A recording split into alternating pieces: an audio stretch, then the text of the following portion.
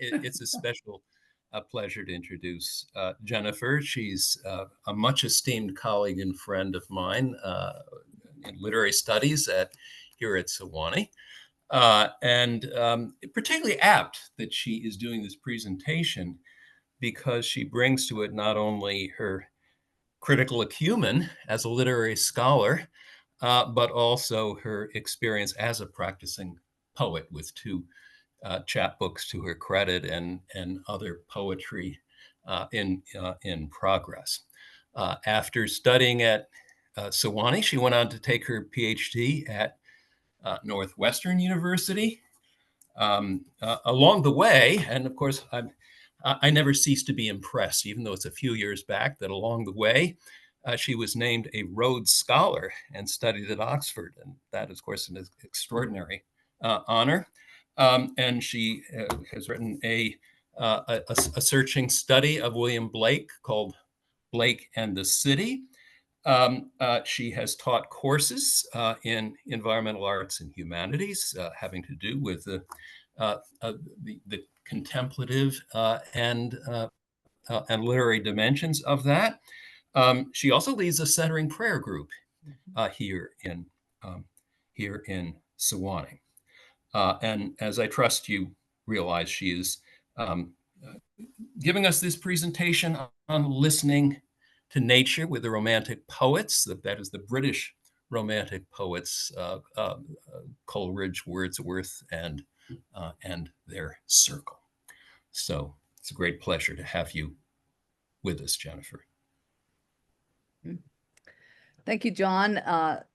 Thank you for that introduction. And it's a pleasure, as always, to be discussing green poetry with you. And of course, I should have said British Romantic, because I know that there are other Romantic poets that are not British that you have spent some time with. But thank you all for being here. And I'm sharing in the chat a link to a document that has the full text of the poems that I'll be discussing. And I will be screen sharing passages, but you might want to click on the link to read more fully, or you might just want to save it to read later. So I'm going to try to share my screen here. There we go. Are you seeing that? An eye made quiet? Yeah, okay. We're not seeing it as a show, we're seeing it as your working screen. Yeah, I'm going to now. Let's see. There it is. Continue to share. Right. I have to start sharing in that, because otherwise, if I make it full screen, I lose access to all the other things. So I'm going to start with a short passage from Wordsworth's poem Tintern Abbey. You can see a bit of Turner's painting of the Abbey there on the right. With an eye made quiet by the power of harmony and the deep power of joy, we see into the life of things. This is, of course, where the title of my talk comes from, with an eye made quiet. But what does it mean for an eye to be quiet or to be made quiet, right? Isn't the eye already quiet in the sense of not making noise? Is the poet confusing eyes with ears? And for that matter, how does one see into the life of things as opposed to just seeing things? So this talk is part of an ongoing book project of mine called Poetry at the Edge of Silence. John has heard a good deal about it over the years. It may seem contradictory to talk about poetry in relation to silence, especially the Romantic poets who always seem to be expressing themselves. But they also talk a lot about silence, and they deploy silence in their poems in interesting ways that connect with the early Christian mystics.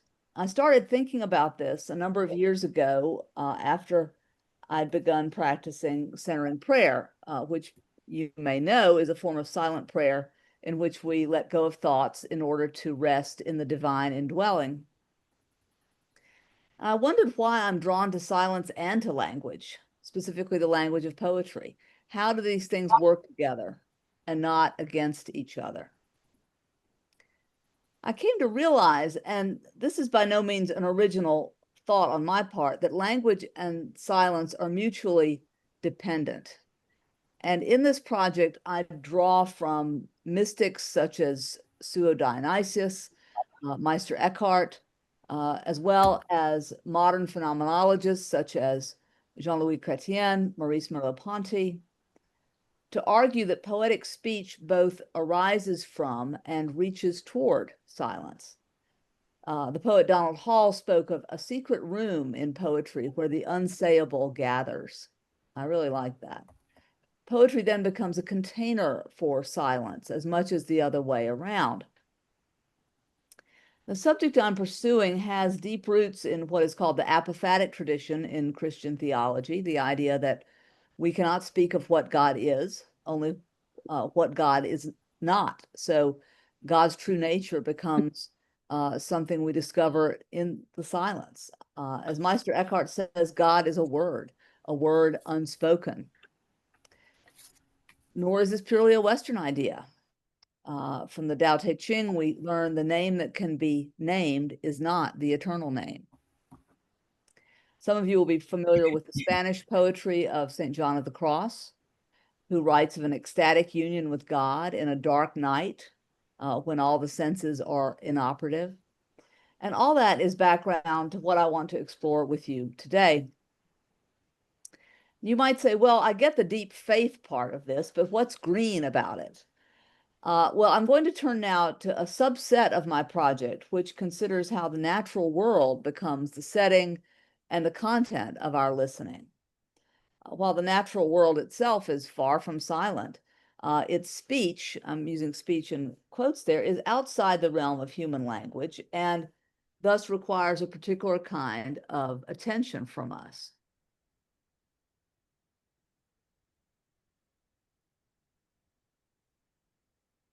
So Wordsworth, this is more from Tintern Abbey, Wordsworth intuits a divine presence in the natural world. He usually calls it presence rather than God because of all the baggage that God talk carried with it in the late 18th century. You'll remember that Anglicanism was and is a state religion in England and hence entangled with established government, monarchy, and all those things. When Wordsworth traces his own poetic development from childhood, he sees it as a response to a call from that presence, a disturbing presence even. I have felt a presence that disturbs me. And the cultivation of the poet's art thus becomes primarily a discipline of listening, or as he will say in another poem we're about to look at, watching and receiving. And it might indeed be called the art of silence. As he narrates his early experiences with nature, we see him learning to listen in this way. And this practice enables the individual to escape the easy solipsism of claiming nature all for himself, growing instead to a mature relationship in which, as Wordsworth puts it, love of nature leads to love of mankind. By listening to silence, the poet necessarily participates in that silence before he speaks. This is the Lyrical Ballads. This is the 1800 edition, which is the second edition of, and longer edition of that seminal work. The first two poems actually warn the reader against reading. The first is Expostulation and Reply, which presents an argument between the speaker, William, and his friend Matthew, who happens to be a schoolmaster. Matthew chides William for daydreaming on an old gray stone while neglecting his books. In other words, why aren't you at the library, right? Well, William replies, the eye, it cannot choose but see. We cannot bid the ear be still. Our bodies feel where'er they be, against or with our will. Nor less I deem that there are powers which of themselves our minds impress, that we can feed this mind of ours in a wise passiveness. Think you, mid all this mighty sum of things forever speaking, that nothing of itself will come, but we must still be seeking?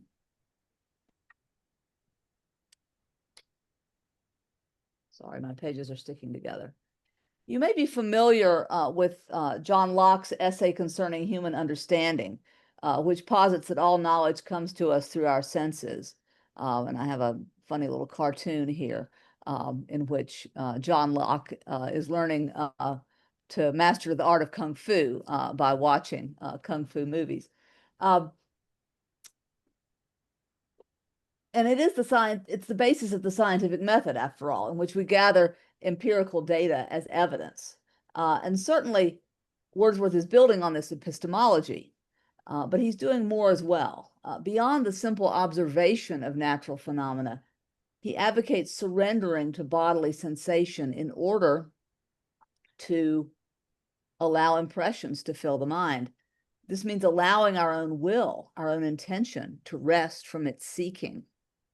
Passiveness, which we usually think of as a negative trait, is recast here as wise, as wisdom. William is not simply dreaming, he is listening to the mighty sum of things. Then there is a companion poem called The Tables Turned, in which William harangues Matthew to leave his books and come forth into the light of things. This time Matthew is permitted no response. It's just a monologue from William. The poem's argument grants superiority to what Augustine called the book of nature, although significantly it's a book that we hear rather than read. And moreover, Wordsworth takes nature's moral authority to an extreme that I think Augustine would hardly countenance. One impulse from a vernal wood may teach you more of man, of moral evil, and of good than all the sages can. This is something we can return to in discussion. How does simply being in nature contribute to our moral education? The effect is to silence human speech in favor of listening to the lore which nature brings, embodied earlier in the poem by the linnet and the throstle. There is, of course, irony in the fact that this very conversation is recorded in the pages of a book prefaced by a manifesto about the function and evaluation of poetry. We might say that Wordsworth anticipates Whitman's preface to Leaves of Grass with its commandment to re-examine all you have been told at school or church or in any book. More to the point, however, the anthropomorphized voices of the throstle and linnet are mediated to us by the poet who will not shut up. Perhaps that is why Wordsworth uses these rather than those in the final stanza. Enough of science and of art. Close up these barren leaves. Come forth and bring with you a heart that watches and receives. The pages of the book acknowledge their own sterility, deferring to the living leaves outdoors. The heart opens as the book is closed. The poet listens to a language deeper than words. Again, it's ironic that these two poems introduce a 2-volume set of poems that is seen as central to the Romantic enterprise, an enterprise that has so much shaped our view of the environment today as an entity worthy of reverence, not simply raw material for human use. And again, it's ironic because the book is telling us not to read it in a way, but maybe the poem is a necessary step toward letting go of words, a preparation for listening in silence. The next poem I want to look at is one where the speaker talks his way toward a contemplative experience. Wordsworth's colleague, Samuel Taylor Coleridge, is famous for a form he invented called the conversation poem, which is a confusing term because there is only one speaker, and it's offered in a conversational tone and addressed to a particular person. We might think of it as a monologue with a specific dramatic situation. And while in my discipline, we often take care to distinguish the speaker from the poet, this lime tree bower, my prison, which is the title of this poem, originated when some guests William and Dorothy Wordsworth and Charles Lamb had come to visit Coleridge and his wife Sarah for a few days of walking in the Somerset countryside. This is the back garden of the Wordsworth cottage, the Coleridge cottage at Nether Stowey, which you can still visit. And this is the bower, or it may not be the bower, but it is a bower where you can go and sit even today. So what happened was that Sarah spilled a pot of scalding milk on Coleridge's foot, which meant that he couldn't join them on their walk. At the beginning of the poem, he is speaking to himself, sounding very Eeyore-ish, as I like to say. He says, well, they are gone, and here must I remain, this lime tree bower, my prison. So the bower, which should be an idyllic sort of haven or nest, is a prison because he can't do what he wants to do. He can't go walking with his friends. But soon we notice that he's able to follow their progress in minute detail in his imagination, as though guiding them from a distance. The Eeyore-ish tone continues, friends whom I never more may meet again. Really? They've just gone for a walk. But he goes on to imagine their progress. They wander in gladness and wind down perchance to that still roaring dell of which I told, the roaring dell or wooded, narrow, deep, and only speckled by the midday sun. And it goes on. You can read the rest. Notice the description is punctuated by the word still, which I've highlighted for you. The still roaring dell, tremble still, still nod and drip. Of course, as an adjective, still means motionless or quiet. But here it's an adverb indicating continuity, asserting the speaker's continued enduring connection, both to his friends and to the landscape that he remembers. That's how he knows what they are seeing on their walk. But the adjectival meanings also add an element of paradox. The dell is still, but also roaring. The leaves tremble in their stillness. And the passage is also teeming with active verbs, describing inanimate objects. The ash flings its trunk, the weeds nod, and so on. And this ceaseless activity corresponds to the action of the speaker's mind during his physical confinement. As the speaker mentally follows his friends out of the woods into the open meadow,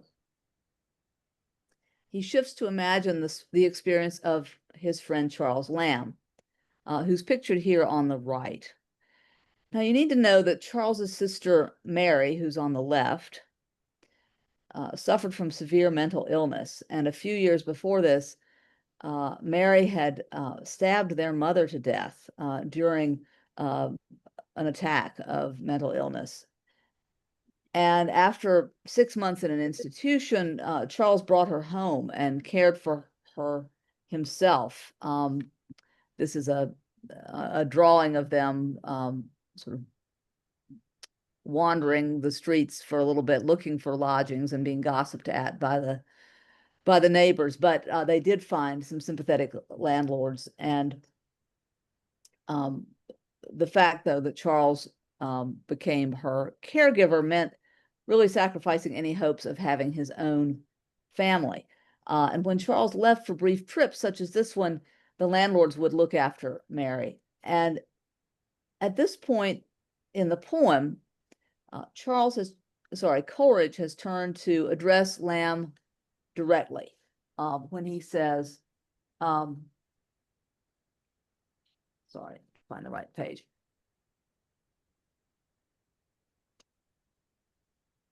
He says, yes, they wander on in gladness all, but thou methinks most glad, my gentle-hearted Charles, for thou hast pined and hungered after nature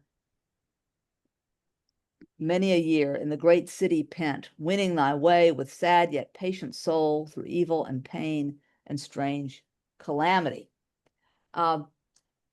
So there's this elliptical silence around Lamb's family tragedy.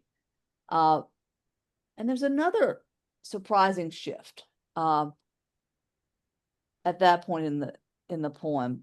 After the strange calamity, he says, "Ah, slowly sink behind the western ridge, thou glorious sun." Rather than Charles sinking beneath calamity, the sun sinks into a beautiful sunset at the poet's direction. So Coleridge calls upon the sun, the flowers, the clouds, the groves, and ocean to conjure up an experience for his friend. So my friend, struck with deep joy, may stand as I have stood, silent with swimming sense, yea, gazing round on the wide landscape, gaze till all doth seem less gross than bodily. And such hues as veil the Almighty Spirit when he makes spirits perceive his presence. So Coleridge rather noisily calls on the landscape to do its thing so that his friend can have a moment of silent communion with the Almighty. Coleridge is less coy than Wordsworth about using the language for God. Religiously, at this point in his life, Coleridge is a Unitarian pantheist, emphatically believing that God is experienced through nature. What Coleridge imagines and wishes for Charles then is a contemplative experience in which the presence of the divine is perceived both through and beyond the physical senses. And while the gaze of the eye initiates this perception, the phrase less gross than bodily suggests an embodiment of spirit, not simply the gross flesh. Wordsworth describes such an experience a little bit differently in Tintern Abbey. He says, "We are laid asleep in body and become a living soul." The contemplative piece here is the blurring of boundaries between self and other, whether that other is God, the landscape, or another person. In the wake of this ecstatic moment, Coleridge's speaker realizes that he too has been holding silent communion with his surroundings in the lime-tree bower. And as the poem edges toward twilight, the soundscape changes as well. Is somebody else have their mic on? I'm hearing a little bit of background noise. Oh, I'm sure it's not Robin Gottfried. Couldn't possibly be that. Hey, Robin, wherever I see you there, you need to mute. Yeah, if I can find mute. There. All right. So Coleridge goes on as he comes back to the place where he is in the bower. Though now the bat wheels silent by, and not a swallow twitters, yet still the solitary humble bee sings in the bean flower.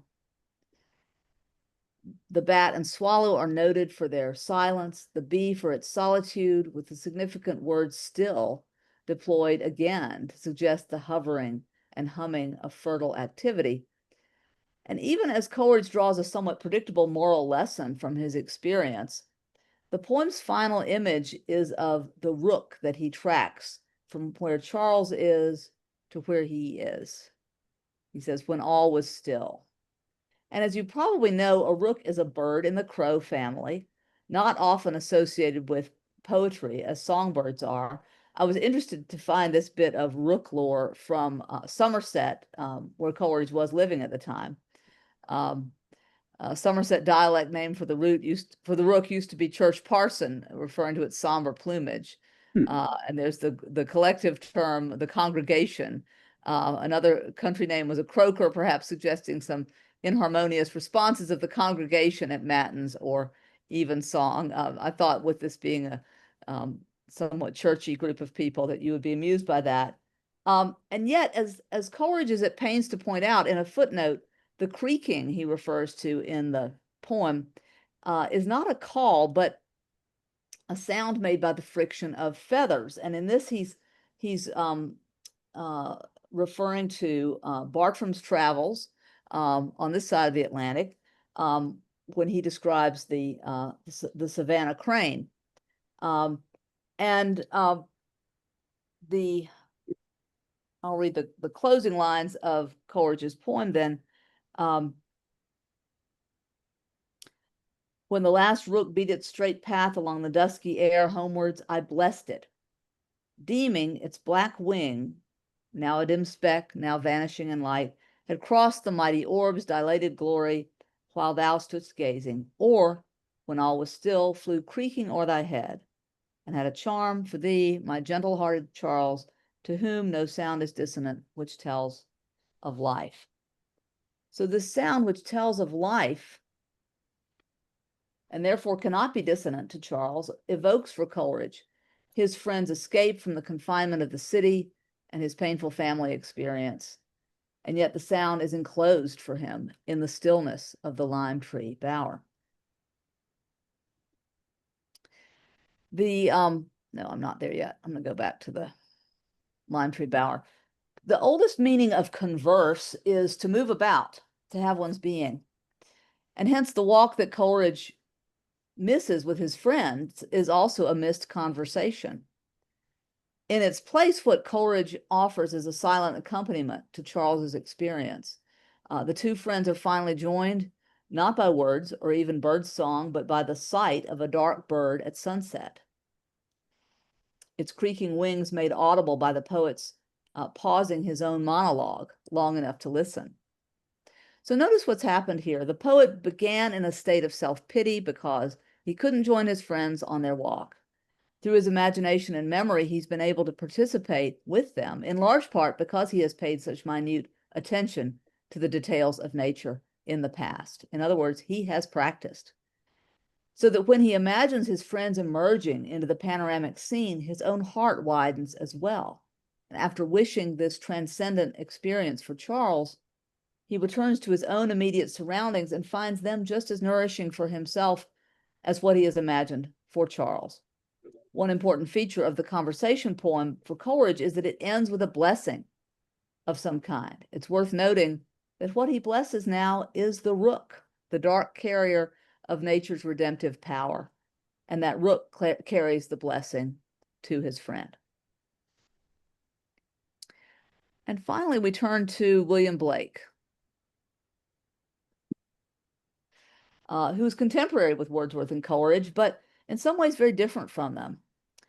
For one thing, he never went to university as they did. He was self-taught in terms of poetry, and he was professionally trained in drawing and engraving. As such, he illustrated his own books through a method of illuminated printing that he designed himself. His best-known work, Songs of Innocence and of Experience, looks like a book for children. The title page may not look so much that way, with Adam and Eve nearly naked here. But indeed, the songs have a lot to say about childhood and the education of children. But often the poems seem aimed at adults, talking about innocence. Innocence for Blake is not simply the state of being without sin, but it's a state of wonder, openness, and oneness with the creator and creation. Now, when it comes to nature, Blake is known to have a different view from his fellow Romantic poets. In his later prophetic books, he's often distrustful of nature as an abstract idea, in large part because he believes that what we perceive with our physical senses is only a small part of what is real. And he also believes that what we think of as nature is also part of us, so that when Wordsworth talks about worshiping nature, Blake says, well, you can't worship it. It's not outside of you. It's part of you. So there's a kind of idolatry for Blake in focusing entirely on the natural world, but he does welcome the things of nature as manifestations of the infinite, or as we would say, God. I'm going to show you a few quotes from his Marriage of Heaven and Hell. One very provocative proverb of hell: where man is not, nature is barren. Although you notice it doesn't have a comma, so it could be where man is not, nature is barren. And one about the limitations of the senses. How do you know? But every bird that cuts the airy way is an immense world of delight, closed by your senses five. How do you know what's inside of that bird that you only see the outside of? And then one of his most famous statements: everything that lives is holy. So I'm going to flip through a few slides to give you a sense of the songs, and then I will come back and talk about few in particular, we often talk about Blake's composite art, in which there's a dialectical energy between the text and the image. It's not that the words are captions for the songs or for the images, or that the images illustrate the words, but more that they are each communicating something. Obviously, the images communicate silently, and yet they are in a kind of dialogue with the words. We might say that silence is already interwoven with the text, even more tangibly than on a conventional white page. Where the white page offers silence as an absence, the illuminated text engages with silence as a presence. And added to this is the idea of song, a third form of art. It's fairly typical in Blake's period to use song as a term for any short lyric poem. But he went further. He apparently composed his own tunes to these songs and would sing them at dinner parties. And unfortunately, none of these tunes were written down. But on the other hand, that has allowed many composers and musicians in the past 200 years to write their own settings, some of which you may know of. Vaughan Williams and John Tavener, Benjamin Britten, and so on. The title page, which you have here, To Songs of Innocence, is an archetypal scene of a woman, a mother or a nurse, perhaps, with a book open on her lap, apparently teaching a pair of children under a tree. Now, trees are traditionally associated with knowledge, not always in a positive way, as you'll recall from Genesis. But this scene of instruction takes place outdoors, defying the binary division that Wordsworth offered between the barren leaves of a book and the green leaves of a tree. It's all part of the same nature. After all, where do the leaves of a book come from? But similarly, you'll notice the way the letters of the title are more drawn than written, incorporating the forms of flowers, flames, vines, other vegetation, as well as little figures and animals inscribed in and around them, very much after the style of medieval illuminated manuscripts. There's a figure playing a clarinet, I think here, John. And one of Blake's main themes is to challenge binaries or to find ways to make their contrasting energies work together. Another of his famous statements is, without contraries is no progression.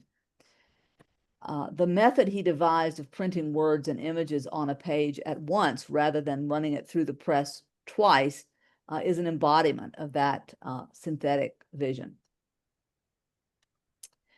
The introduction to Songs of Innocence sets up a pattern of call and response between the piper and his child muse. Just as in this illustration, it's actually the frontispiece to the book, where the adult looks up at the child. The song has the adult taking direction from the child. And of course, that is the inverse of what is normally true, in which children have to physically look up to adults and adults talk down to children. Piping down the valleys wild, piping songs of pleasant glee. On a cloud I saw a child, and he laughing said to me, pipe a song about a lamb. So I piped with merry cheer. Piper, pipe that song again. So I piped. He wept to hear. While the piper's responses seem instantaneous, pipe, so I piped, sing, so I sung, there's a necessary interval in which the child as audience must fall silent. And for that matter, the piper must fall silent in order to take direction. One critic reads the poem in terms of a series of echoes, but even so, there must be silence in order for the echo to resound. The end of the poem sees the song transcribed onto the written page, where every child may joy to hear, reversing the shift. And presumably the children will hear the song sung to them or read to them by adults. But again, there's an interval of silence enacted even in the present moment, as the reader is introduced, brought into the world of songs.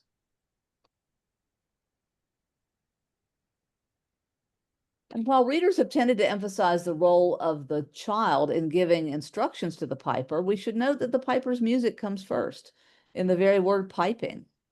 It's this song that conjures up the child on a cloud, much as the epic poet invokes a muse in order to facilitate the ensuing song that he or she wants to sing.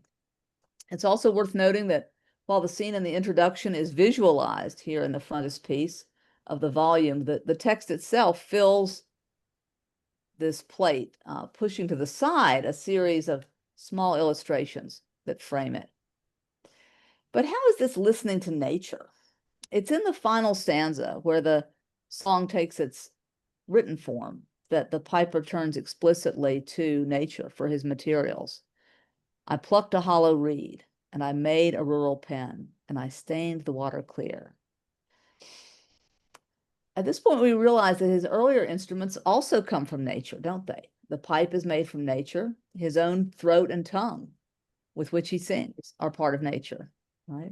So no art exists without nature or without modifying nature in some way.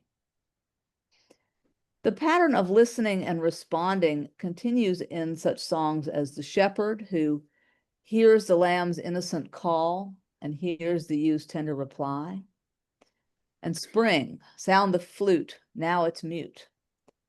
Each affirmation of pastoral song requires an appreciative ear, which is often the ear of the landscape itself.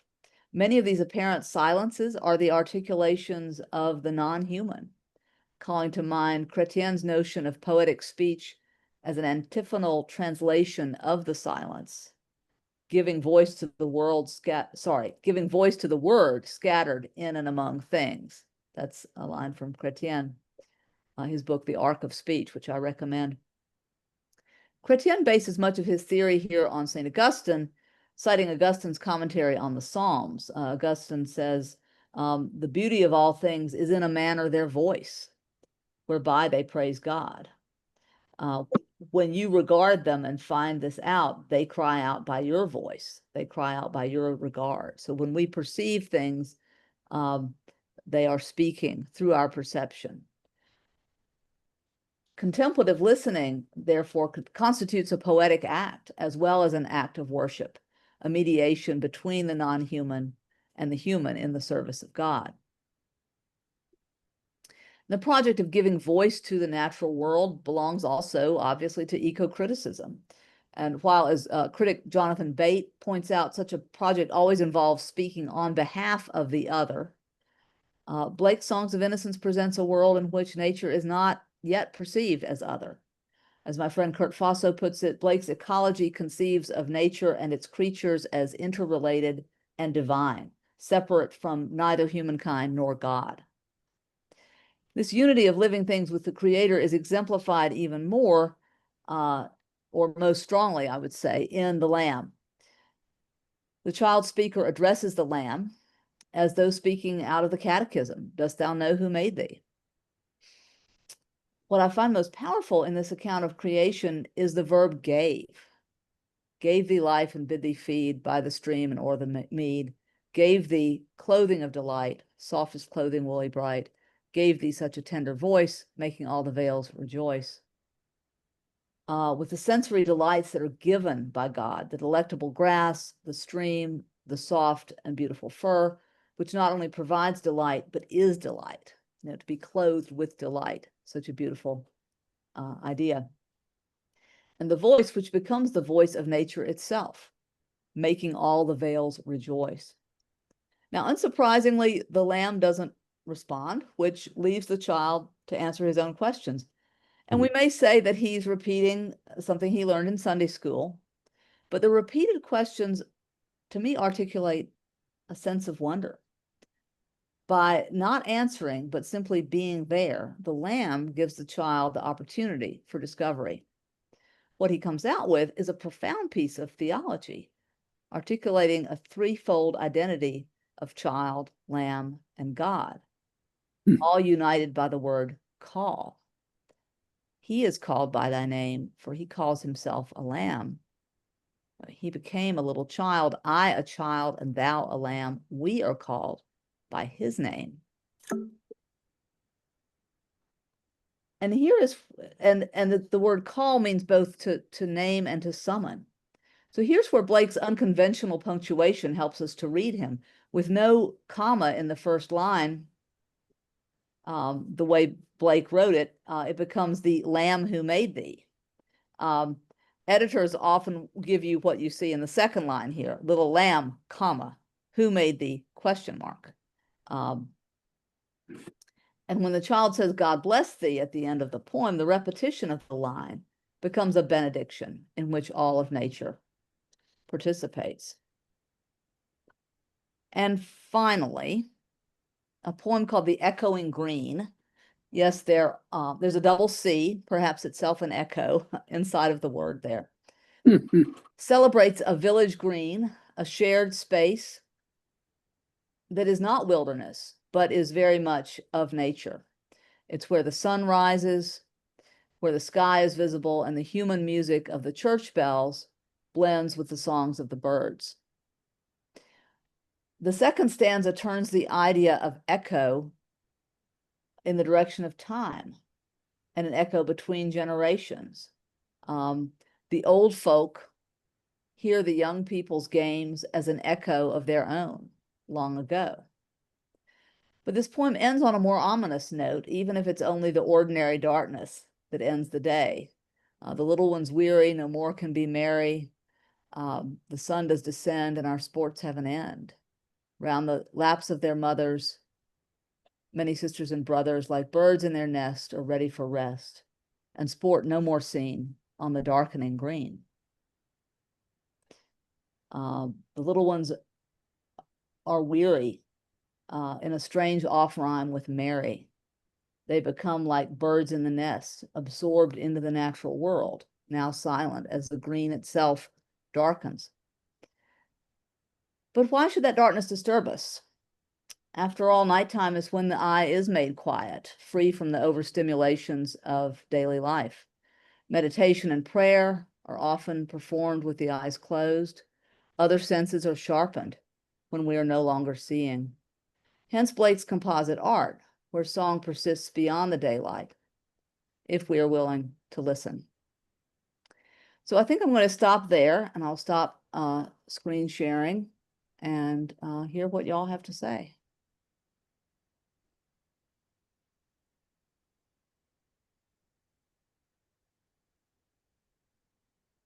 Thanks for that. John, are you wanting to respond some? I see you seeking your non-mute. Yeah. There we There are. he is. I see it. Well, first of all, I'm very appreciative, Jennifer, as always, both by reading of the text and also your overview of how in these three poets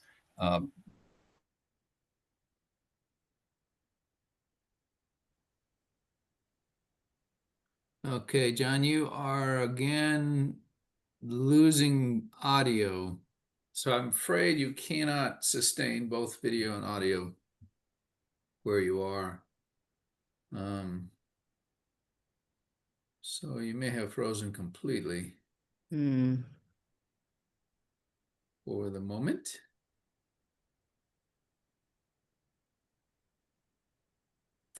Yeah, he'll be back. Well, let's see. I see your name. I see his name still there. He's So are you still connected. right?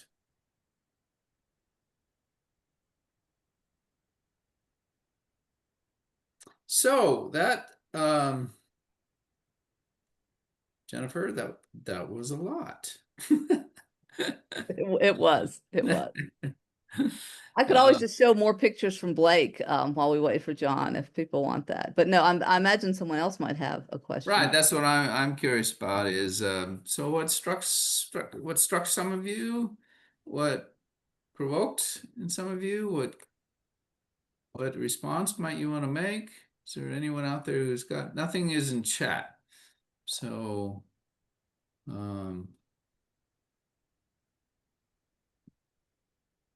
any I've shocked them into silence.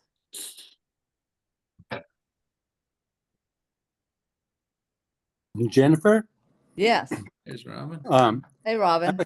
I came in late. I'm on the road, so I Sure. apologize for coming in late, but I was intrigued. Maybe you could just comment for my sake, if not for others, on the idea of separation between that nature as an other versus being part of it. I heard that you were making a distinction like between Wordsworth and like, could you just elaborate on that a little bit? Yeah. So Blake, I think it helps to think of Blake's idea of the fall is somewhat unorthodox in that he sees the fall less about sin than about separation.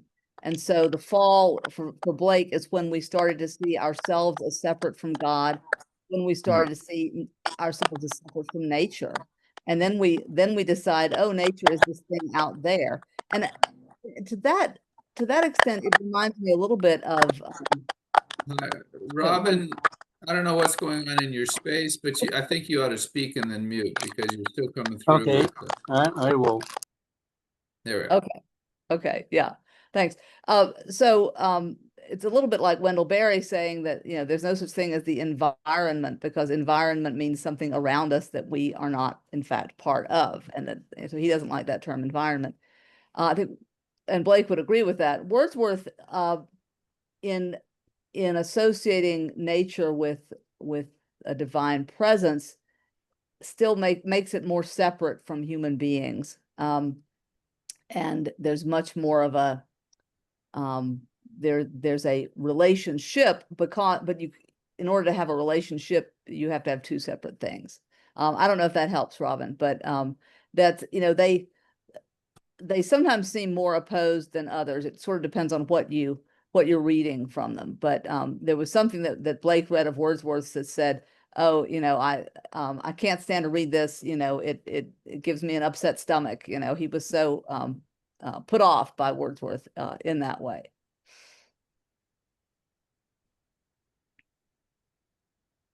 Yeah, that sounds like a worthy thing to pursue. So if you were to kind of summarize maybe or at least in a provocative way present to us, if in the poetry, if we understood these guys and their views of God, nature, and the human animal in the midst of it, what might they argue about? What difference is there in what they think is important that needs to be brought to expression in poetry? Let's say even against each other or sparked by each other, that would provoke them to bring to expression and make emphasis upon some sort of difference. Does that make sense? Yeah, I think so. I think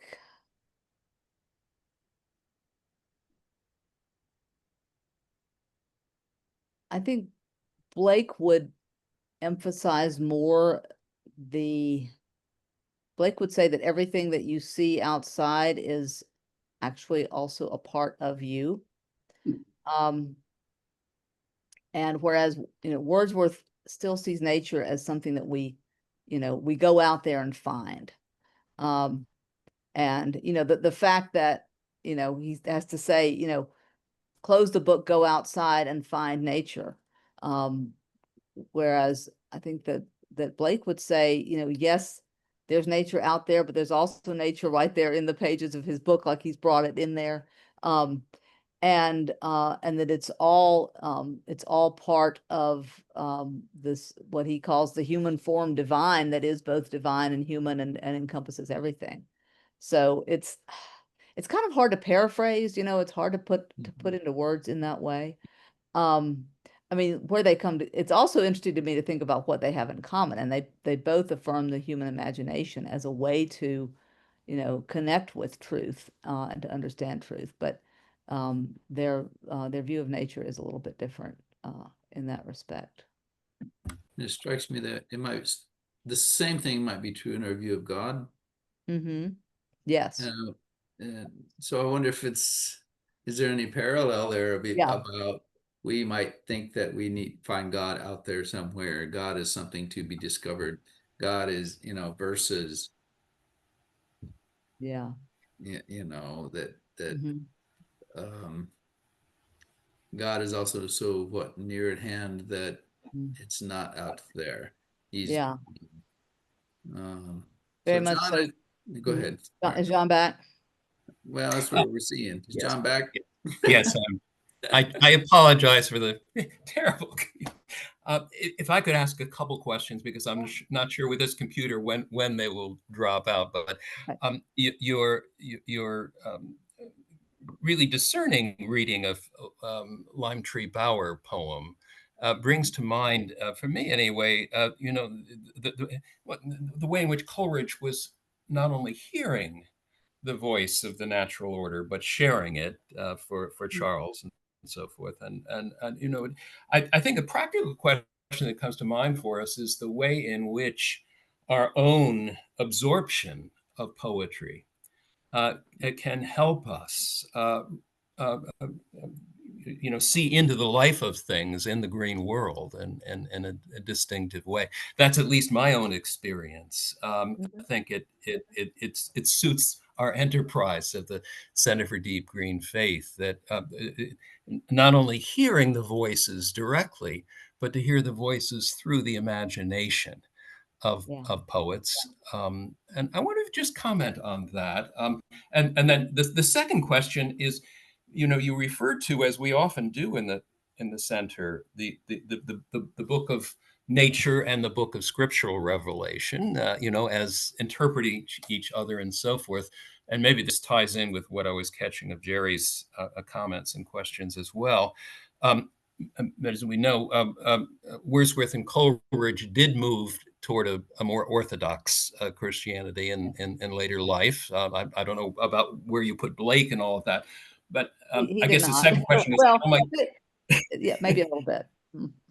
I'm wondering how these poets are Mhm. not only hearing the divine in the natural order, but struggle in some ways to integrate that discernment with what they do, for Coleridge, maybe in particular, from the scriptural book of Revelation.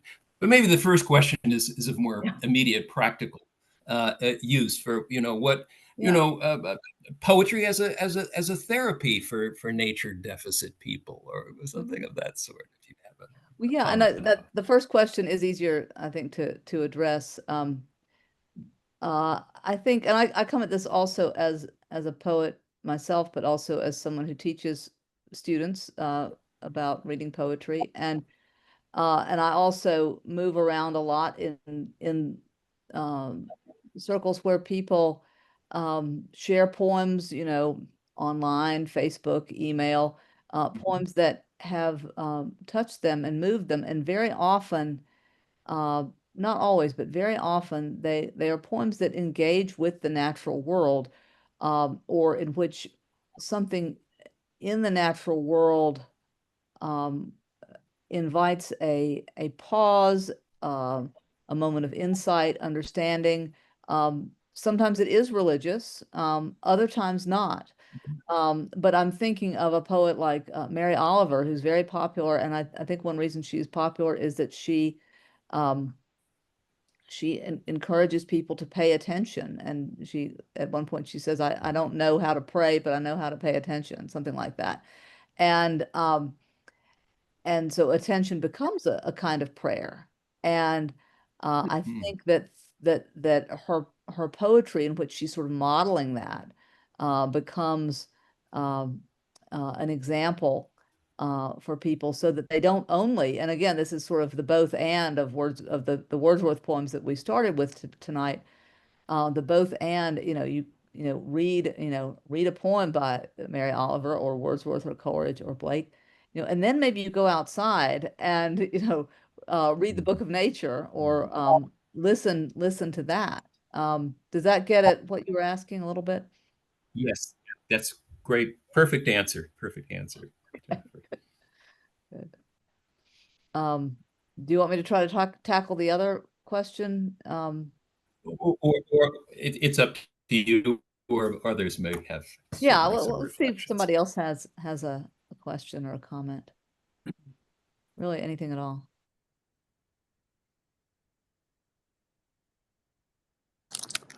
Jennifer, Yes. me, Robin again. Yeah. I've been reading in some of the popular science literature recently, Mhm. the light eaters, for instance, about plants and plant intelligence. Mm. Excuse me, entangled life, about fungi, and these are both one's a science reporter, the other's a mycologist, Mhm. and in all these and other things I've encountered, scientists, perhaps on the radical fringe, nevertheless starting to question what the idea is of an individual, pointing out that we live in we emit a whole biome of particles that are contain bacteria and viruses and chemicals. We inhale those. We are ourselves a whole walking ecosystem of fungi, bacteria, all sorts of things out of which emerges intelligence as we understand it. But the question that becomes is that we are so entangled with everything around us that can we really meaningfully say where an individual stops and starts? Mhm. And I'm wondering if these poets aren't to a degree wrestling with that question. I think they very much are. Thank you for that. I'm interested in both of those sources.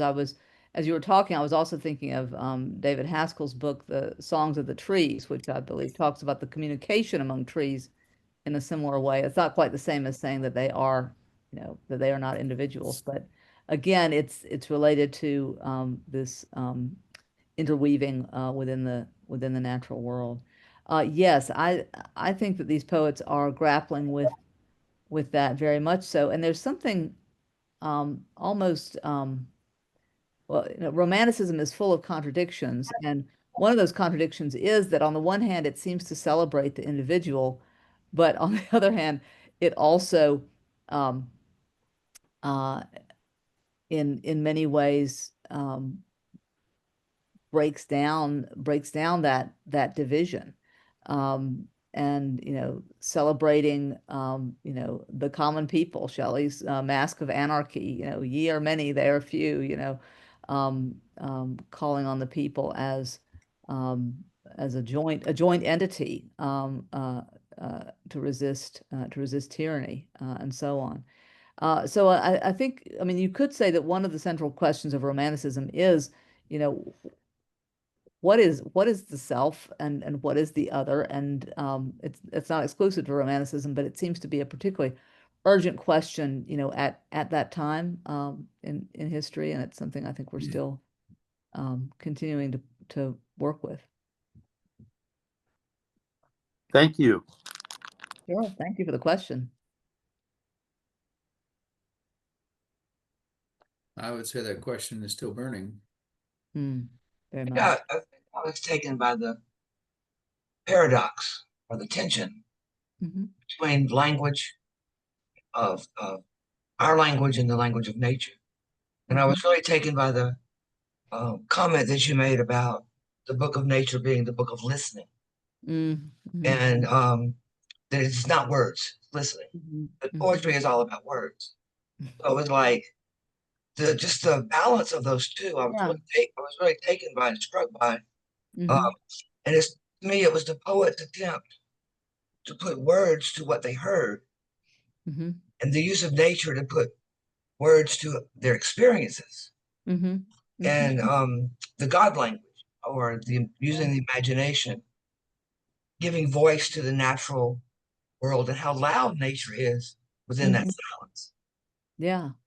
So I don't know. It was just like this balance and this dance that I kept experiencing while you were talking, and while I was listening to the poems read, that I thought was so I don't know, amazing. Just kind of a very amazing experience. Well, thank you. I'm glad that came across because I mean that's the thing that I'm trying to work with here. And you're right, it is paradoxical, and in that, in that dance, there's so much energy. And I wonder if that's nature's way of teaching them what they, Mhm. what they were trying to express, but nature had the answer, Yeah. and Yeah. it was them just trying to interact with it to understand it. I think. Mhm. Maybe they didn't really know what they were learning or listening to. Well, right. And the more what is it saying? The more we learn, the more we realize we don't know. Yeah, yeah.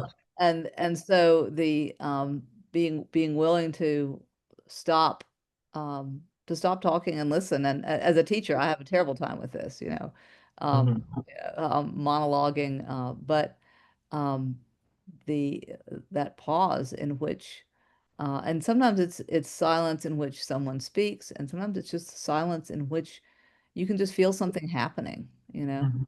and that's, it's mysterious, but I think people nod when I say things like that because I think we've experienced those things. Uh, yeah.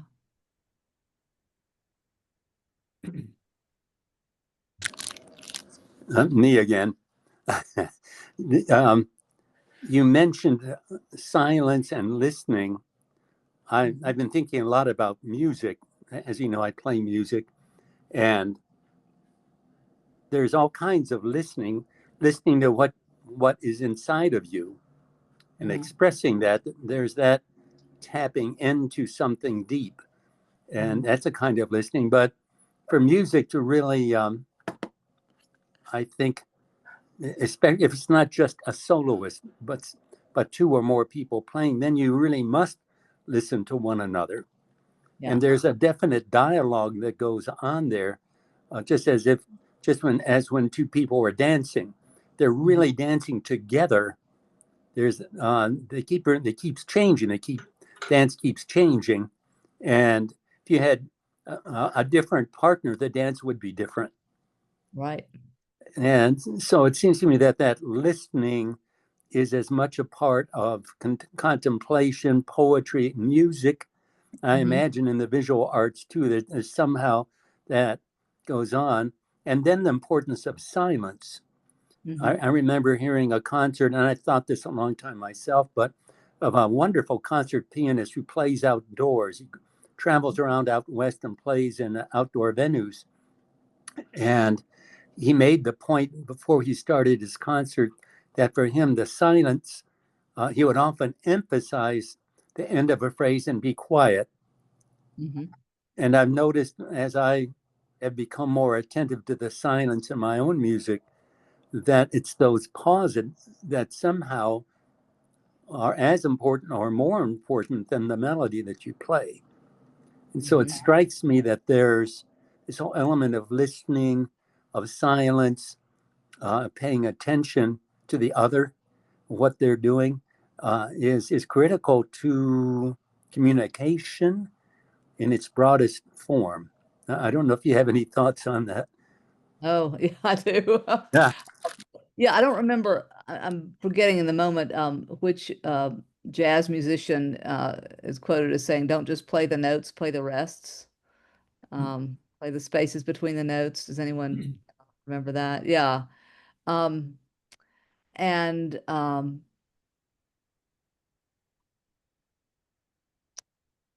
yeah, the silence is not just the absence of sound or the absence of speech. Silence is also communication. If you're in a conversation with somebody and you say something and they don't say something in response, I mean that can mean lots of things. And it can be unsettling, it can be affirming, sometimes it's a moment Be that's pregnant. yeah, the pregnant the pregnant pause. And as you were talking about the musician as well, I was thinking of John Cage's famous piece, 4 minutes and 33 seconds, and people think of it as kind of a gimmick in which the pianist comes out on the stage and sits down and sits at the keyboard and doesn't play anything, and just sits there for 4 minutes and 33 seconds, and the uncomfortable sounds of the audience and the shuffling and all that, whatever's going on in the concert hall, that becomes the piece. And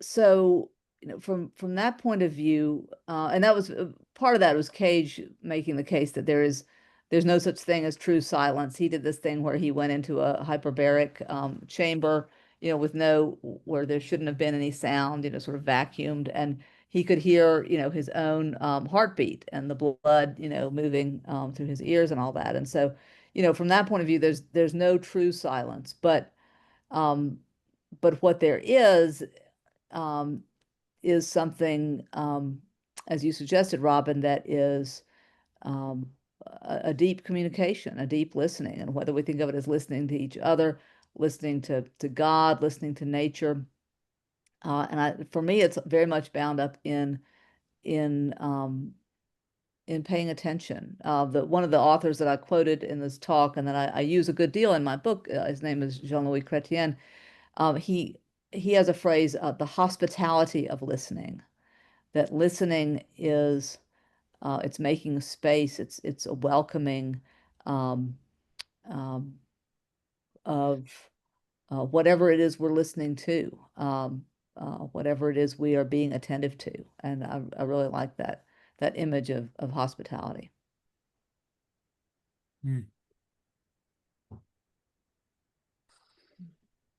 Well, we're approaching the hour, which is more than an hour, but it's usually more than an hour. I think I went on a little bit longer than I. Well, we usually tend to run over. It's really not running over. We don't say we do an hour. We say somewhere between an hour and a half. And so that's kind of where we are. Thank you Through all. all of this, I have wondered, we're a group of people gathered usually monthly. We are engaged in many ways on the ground, on front lines, in both what you could call spiritual work. And I use the word work, even that could be challenged, I guess. We tend to use those words, work and task, and, we are that. Challenge and so on. It's spiritual work, and it's also somewhat political work. It's urgent. And so I guess what I've been wondering in the last few minutes here too is, how would you respond to the question, what is the necessity of poetry to us?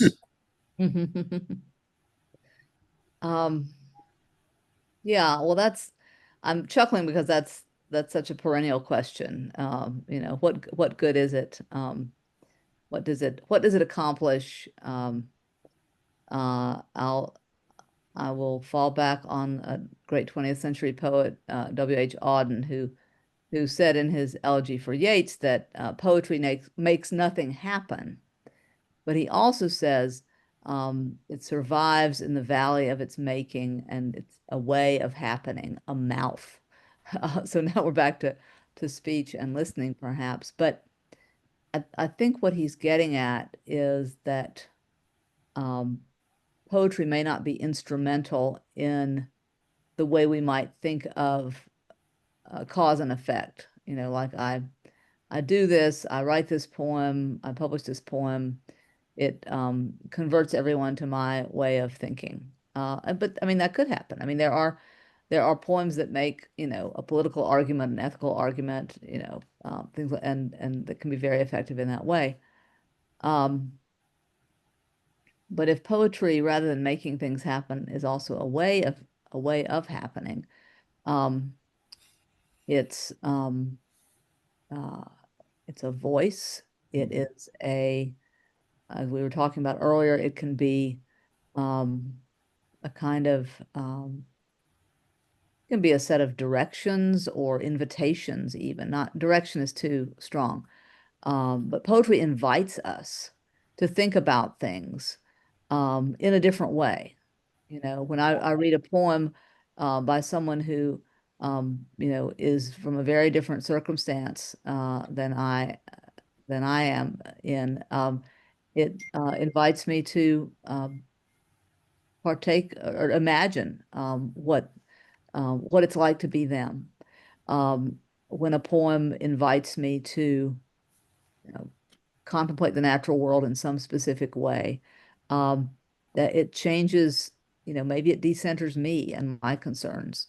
So I think poetry is an important vehicle for just exercising, you know, human imagination. And I do think that, you know, imagination is, I mean, for those of us who are, you know, activists or would like to see change in the world, in order for anything to change, you have to be able to imagine it being different from what it is now, right?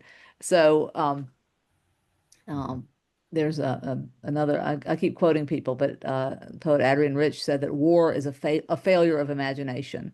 And I do believe that, you know, that it's like, well, we can't imagine any other solution, so this is what we're going to do. So I think that poetry, whether you're writing it, whether you're reading it, or both, it exercises that imagination that it's just vital to living in the world.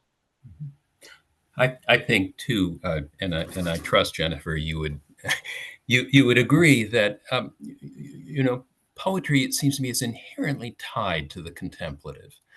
You know, people sometimes speak of a poetry slam, which seems to me a contradiction in terms. The one thing poetry doesn't do is slam you.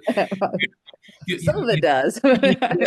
You don't really, you really can't speed read poetry. You know, it forces us to slow down and to absorb and so on. And you know, I think of that famous title of Thomas Merton's Contemplation in the World of Action. We live in an increasingly frenetic and kinetic age of speed and bombardment of sounds and images, and poetry is a training in the contrary, and it's demanding in that sense, but incredibly life-giving for the same reason. So I know your own teaching and your own poetry reflects that, Jennifer. Well, thank you. Well. Thank you very much.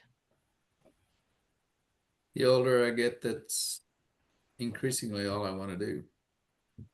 It's poetry. Prose is wearing me out. Mm-hmm.